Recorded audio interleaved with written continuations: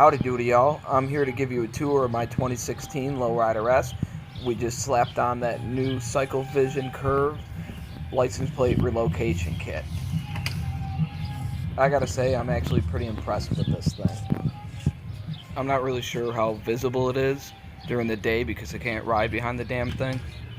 If you're looking for something super bright, this probably isn't it.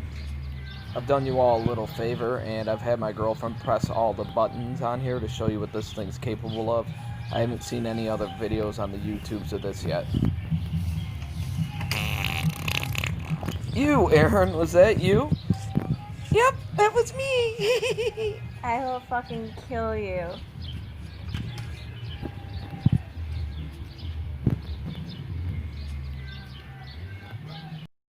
Now we're going to give you a little close-up of the plate. You can see that there are definitely some gaps in there, but I don't think they really take away from the whole look of it. This is definitely a better alternative than spending a lot of money and going full fender.